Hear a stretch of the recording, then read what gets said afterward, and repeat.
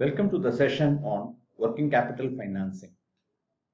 I am Dr. B. Srinivasa Kumar, School of Management, Shastra deemed to be University. Investments in principal constituents of current assets like raw materials, work in progress, finished goods, and receivables pose a great deal during the course of the year. So the finance manager of a firm has to carefully monitor the requirements on these current assets, investment requirements on these current assets, and arrange for the sources of finance to fund these current assets. These current assets are normally financed by both long-term and short-term sources of finance, by a combination of both long-term and short-term sources of finance. In case of long-term sources of finance, as we discussed earlier, primarily they support for investment on fixed assets and they provide a marginal support for working capital financing. Short-term sources of finance exclusively support financing of working capital requirements. So the sources of working capital financing or accruals, advances by commercial banks, working capital advances by commercial banks, trade credit, public deposits, intercorporate deposits, commercial paper, and factoring. So this lesson video will help you to understand about the characteristics of these sources of finance. Accruals are one of the important internal sources of working capital source of finance. The major accrual items are wages and provisions. Accrued wages and the tax provisions are what firm normally owes to its employees and to the government. Wages are usually paid on a time lag, maybe weekly, fortnightly, or monthly basis for the services what we utilize today. So the amounts owed but not yet paid are shown as accrued wages on the balance sheet. Similarly, income tax is payable quarterly and other taxes may be payable half yearly or annually. In the interim, taxes owed but not paid may be shown as accrued taxes on the balance sheet.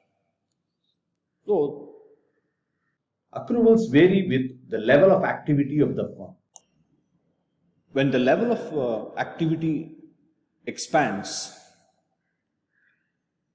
accruals increase, and when the activity level contracts, accruals decrease. So they respond more or less automatically to changes in the level of activity. And accruals are treated as part of spontaneous financing. Accruals are often regarded as a free source of financing because there is no interest on such accruals. That is, no interest is paid by the firm on its accrual. However, this may not be true in all circumstances. When the payment cycle is longer, wages may be higher. For example, wages of a worker, let us consider, he is earning around 2,000 per week and receiving weekly payment, may ask for slightly higher payment or compensation if the payment is made monthly. Similarly, tax authorities may raise the tax rates to some extent when the payment period is longer. Even when such adjustments are made, the fact remains that between established payment dates, accruals do not carry any explicit interest burden. While accruals are a welcome source of financing, they are typically not amenable to control by management. Because The payment period for employees is determined by the practice in industry and provisions of law. So, it may be periodically revised. The industry practices may change. Similarly, tax payment dates are given by law, and postponement of payment normally results in penalties. Like accrued wages and taxes. Accrued interest can also be used as a source of financing for a period of normally 6 months. Interest is paid periodically during a year while the firm continuously uses the borrowed funds. The accrued interest on borrowed funds requiring semi-annual interest payments can be used as a source for financing short-term requirements.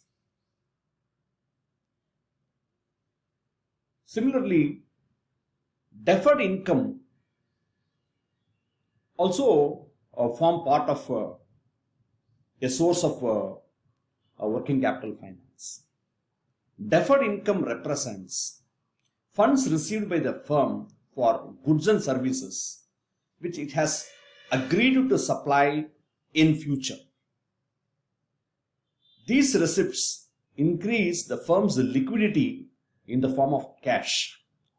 Therefore, they constitute an important source of financing.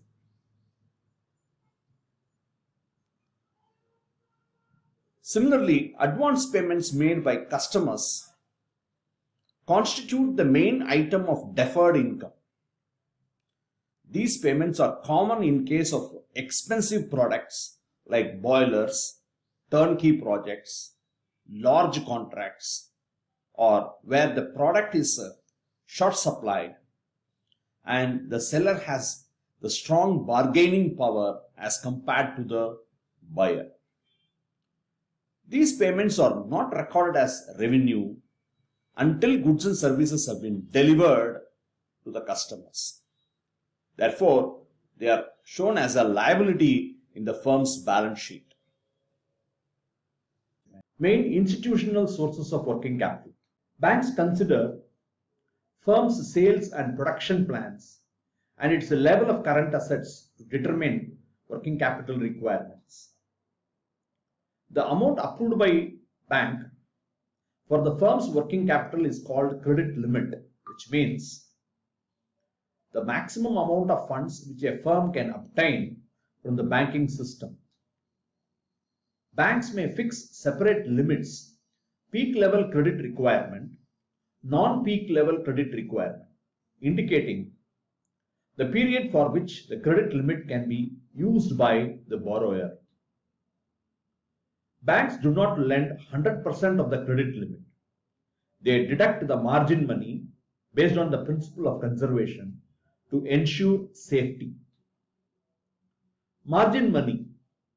The security of banks' lending should be maintained even if its asset value falls by 30%.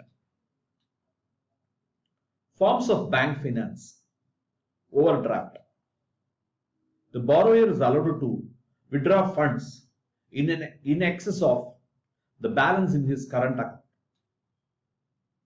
The overdrawn amount is repayable on demand. It generally continues for a long period by annual renewal of the limits. It is flexible. The borrower can withdraw and repay funds whenever he desires within the overall stipulations. Interest is charged on daily basis on the amount actually withdrawn, subject to some minimum charges. Forms of bank finance. Cash credit. Similar to the overdraft arrangement, a borrower is allowed to withdraw funds from the bank up to the sanctioned limit.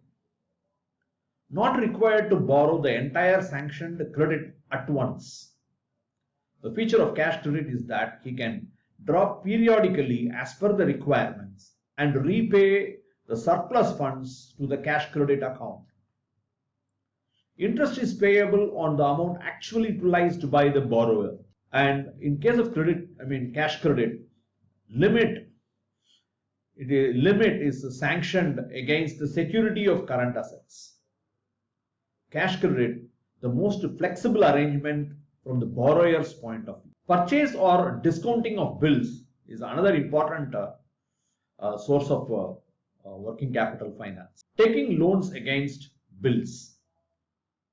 So the bills accepted by the customers can be presented to the bank, and firms can take loans against bills. So the bill discounting is allowed when the account holder or the borrower satisfies the creditworthiness of drawer. The borrower is paid the discounted amount of the bill. Bank collects the full amount on maturity. Bill market scheme.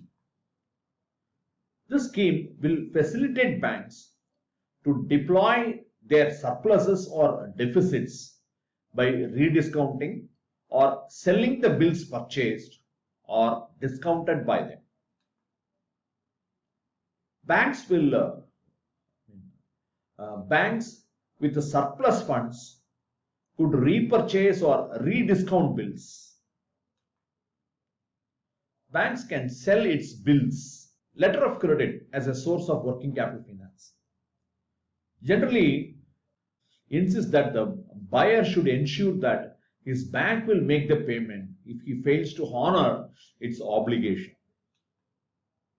So this is ensured by letter of credit. A bank opens an LC in favor of a customer to help him to purchase goods. If the customer does not pay to the supplier within the credit period, the bank makes payment under the LC arrangement. The risk of supplier is passed on to the bank. Bank charges the customer for opening LC. The facility is extended to the financially sound customers. Cash credit and overdraft facility, like the LC arrangement, is an indirect, as like a cash credit and overdraft facility. LC arrangement is an indirect financing. The bank will make payment to the supplier. Working capital loan. It is also called as a demand loan or temporary accommodation to meet unforeseen contingencies.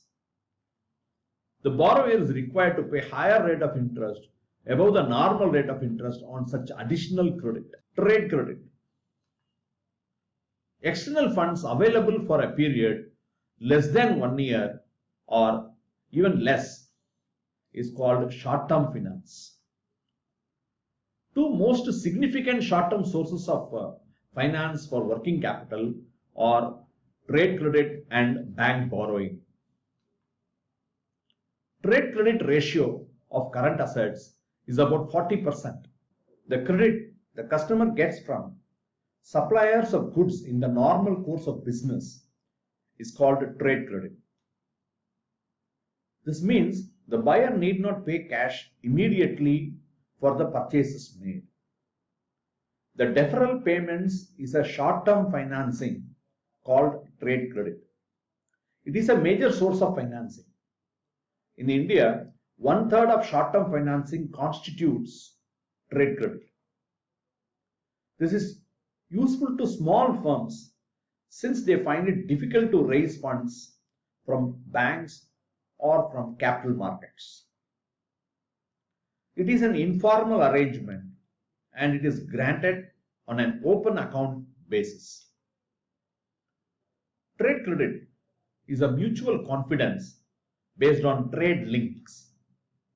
When the buyer signs a bill to obtain trade credit, appears in the buyer's balance sheet as bills payable. Credit terms. The conditions under which the supplier sells on credit to the buyer is called credit terms. The buyer is required to repay as per the credit terms. The credit terms include due date, the date by which the supplier expects payment. Credit terms indicate the length and beginning date of the credit period. Cash discount, the concession offered to the buyer by the supplier to encourage him to make prompt payment. The cash discount can be availed by the buyer if he pays by a certain date which is quite earlier than the due date.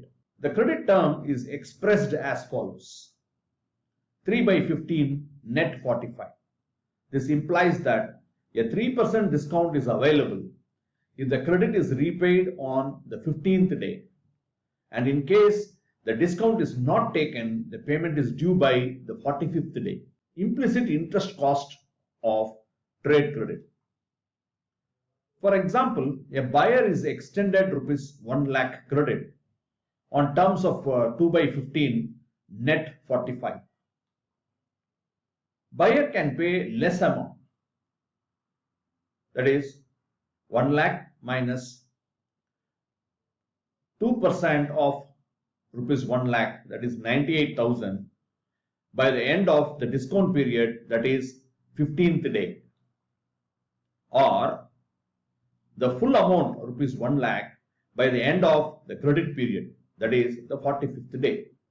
So either he can avail discount and pay by 15th day, or he may use the entire money and pay the amount on the 45th day by the end of the credit period. If the firm forgoes discount and does not pay on the 15th day, it can use 98,000 for additional period of 30 days, implicitly paying rupees 2,000 as interest. If credit of rupees 98,000 is available for 30 days by paying rupees 2,000 as interest, how much is the implicit annual interest rate? Implicit interest cost. Implicit interest rate is equal to the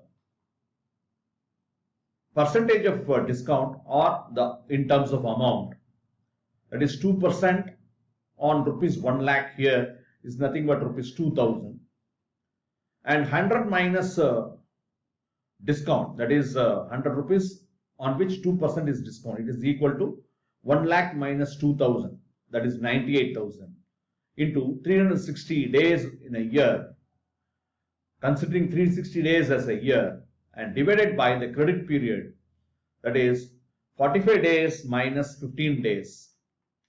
If you go back here, you can see the terms say that 2 by 15 net 45. That means the maximum credit period is 45 days. If he wants to avail the discount, he has to pay by 15th day. So the difference is 30 days. So the difference is to be mentioned here. The credit period minus the discount period, which is going to be here in this case 45 minus 15, 30 days. So if you simplify the equation, that is, the equation goes like this: percentage of discount divided by 100 minus percentage of discount. So if you go by discount, it is going to be 0.02 divided by 98 into 360 divided by 30. Or if you go by in terms of rupees, it is 2,000 per 98,000. So your proceeds is 98,000.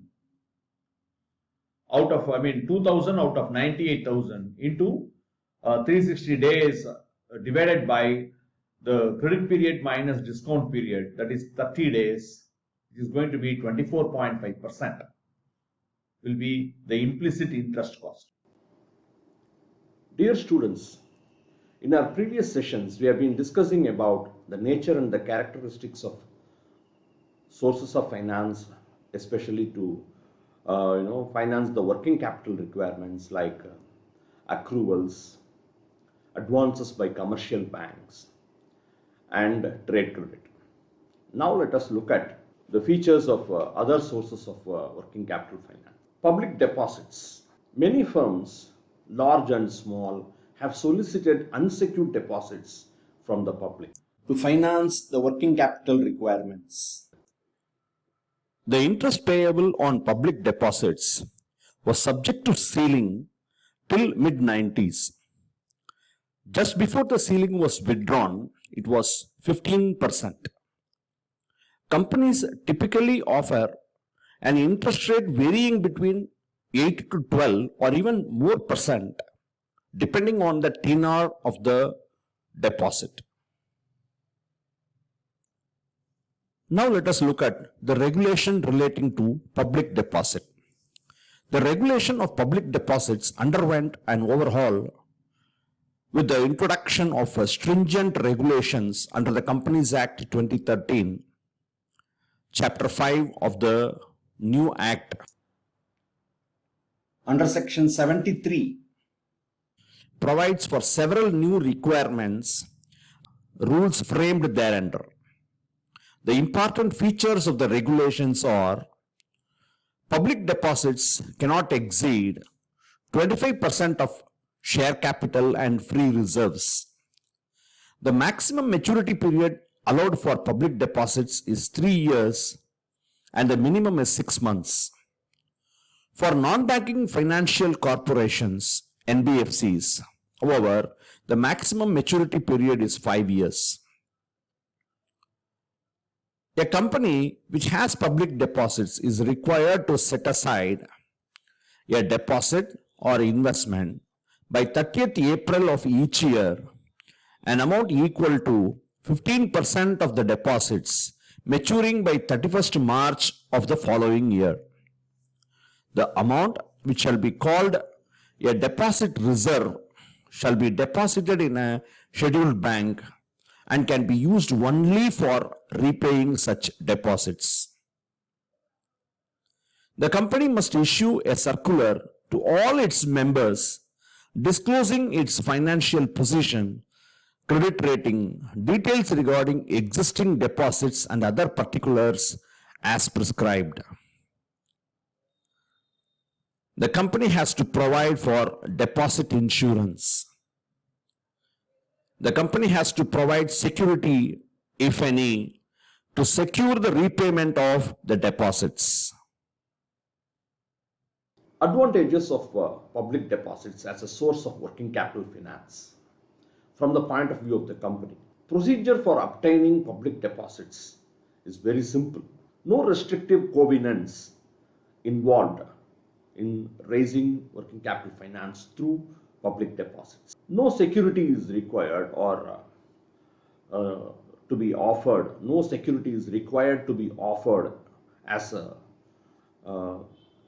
collateral security against public deposits. So, mortgageable assets of the firm are conserved and the post-tax cost on public deposits is reasonable.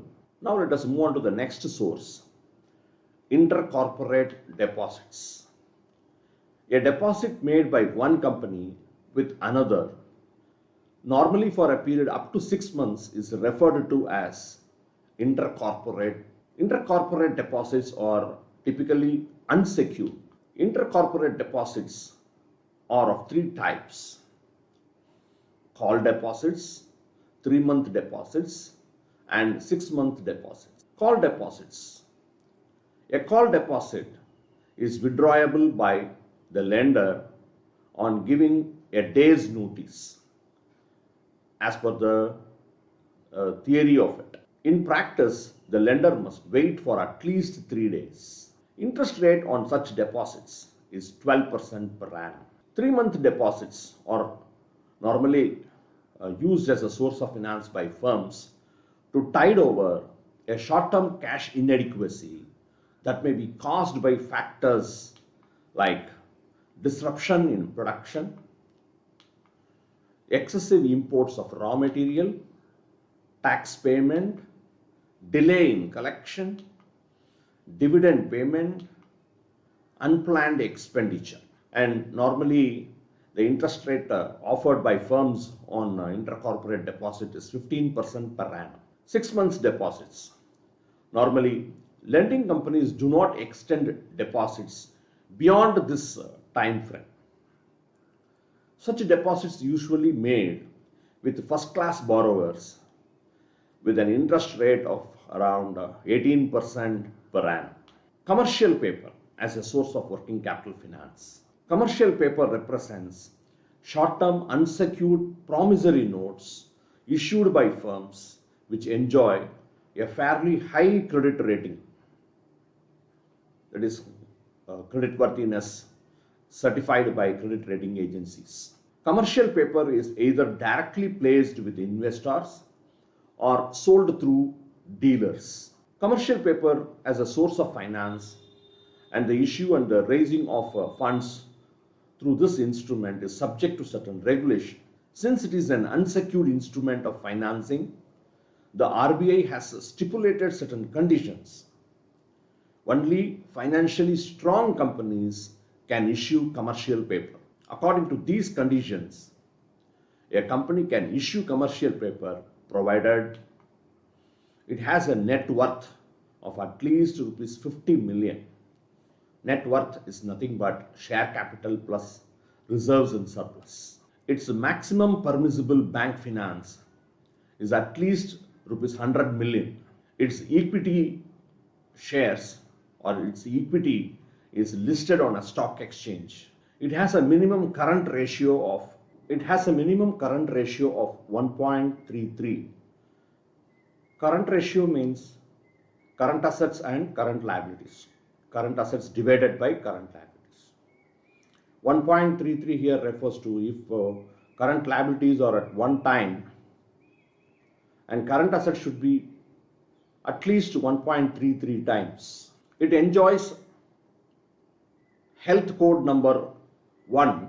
Its commercial paper receives a minimum rating of P1 from the rating agency called CRISIL or equivalent thereof. Face value of commercial paper. Face value is the price at which the commercial paper is offered. That is issued at par value without any premium or discount. Issued by a firm does not exceed 30% of its working capital limit. So the face value of commercial paper issued by a firm does not exceed 30% of its working capital limit.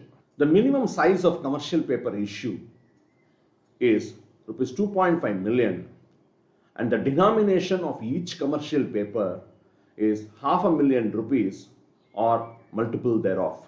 The effective pre-tax cost of commercial paper is the face value minus net amount realized multiplied by 360 days divided by maturity period. To illustrate the calculation, consider the following example.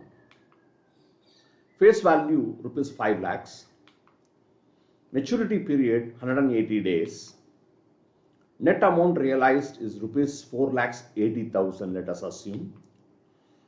In such case, the pre-tax effective cost of commercial paper in this case will work out to rupees 5 lakhs minus 4,80,000, that is face value minus net amount realized, divided by rupees 4,80,000. So the difference of face value and the net amount realized is rupees 20,000 is divided by the net amount realized, which is 4,80,000, is multiplied by 360 days divided by 180 days, which is the maturity period. So this will work out to 8.33% per annum. Factoring, the next source of working capital finance. Factor is a financial institution which helps firms and companies to manage or in the management and financing of debt arising from credit sales. Now let us look at the features of factoring arrangement. Factor assumes responsibility for collecting the debt of accounts handled by it. Factor selects the accounts of the client that would be handled by it. Factor establishes along with the client the credit limit applicable to the selected accounts. Factor advances money to the client against not yet collected and not yet due debts.